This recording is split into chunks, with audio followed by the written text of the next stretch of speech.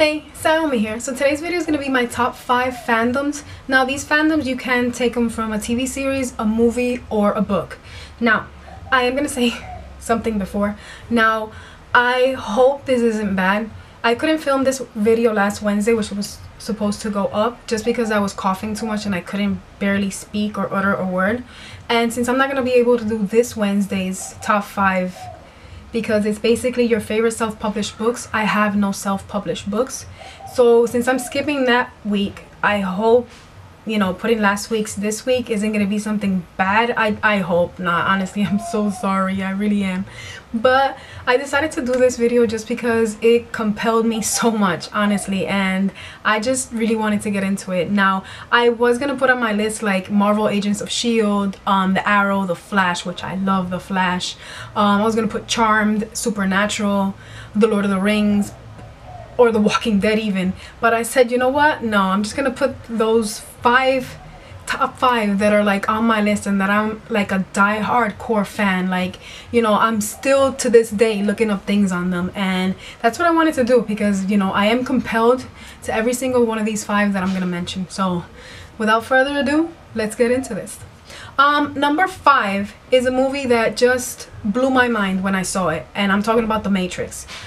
Specifically the first one, because the second and the third do have philosophical terms and whatnot, but it's mostly towards action packed, you know, than really like philosophical terms.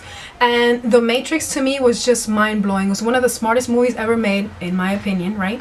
And just the philosophical and religious terms and scientific terms was just purely amazing. I loved it because this movie compelled me so much. I mean, I even have 3 books on The Matrix. I mean, it just compelled me so much because it was just so much religion that was embedded within it, and philosophical terms and Greek mythology and every other mythology that you can think of was just submerged into that movie. And I loved it, and I just can't get enough of it. And it was just something that was a part of my life, and I loved it, and I still love it to this day. Okay, number 4, both the old version and the reboot I loved, honestly, and I'm talking about Thundercats. I mean, am I the only one that would say thunder, thunder, thunder, Thundercats? Oh, am I the only one who did that?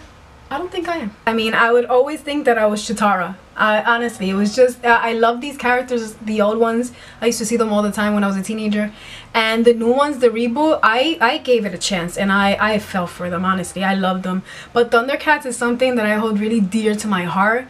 And honestly, it was just amazing just hearing that theme song coming up. And, you know, Lionel doing his famous call was just amazing. I mean, Panthro and Tigra, these were just amazing characters that I loved and that I enjoyed. And the reboot, I fell in love with Tigra.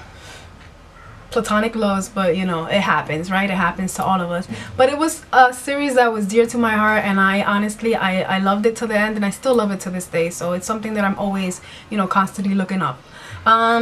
Number 3 would definitely be a series that I fell in love with since the first moment that I saw it, and I'm talking about Buffy the Vampire Slayer. Now, this series was so emotional for me because I remember the first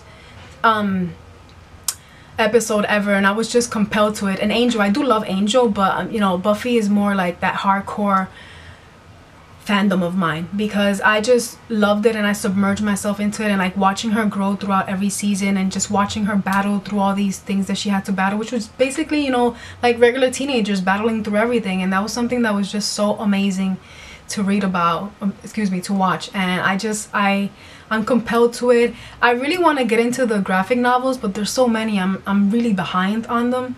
But you know, I would love to get into the graphic novels because Buffy the Vampire Slayer was just so big in my life growing up, and I just love it, honestly. There's a movie on that, but this TV series is better, like 100 times better, you know.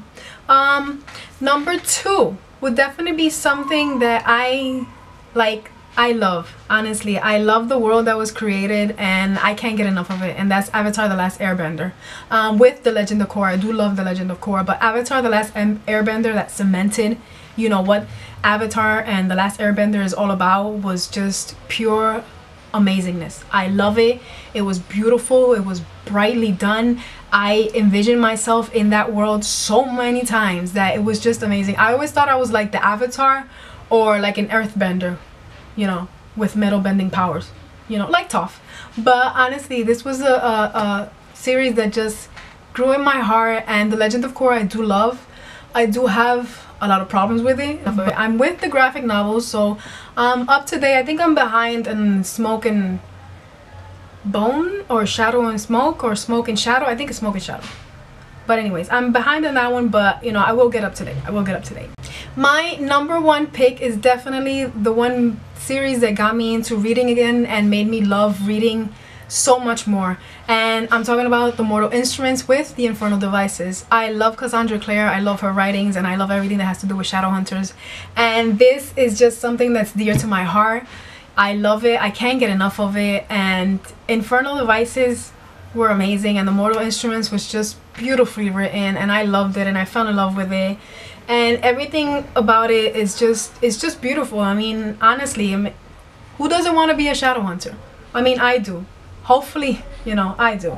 I can't wait for the TV series. Oh my goodness. But honestly, I loved it. I can't get enough of it. I'm always looking up things on Mortal Instruments or The Infernal Devices. I know there's a graphic novel of The Infernal Devices. I would love to get my hands on those. Eventually I will one day. But these are my top 5 fandoms. I hope that you enjoyed them. I enjoy them very dearly to my heart, and I can't get enough of any one of them. So I want to thank you for watching, and until next time, peace.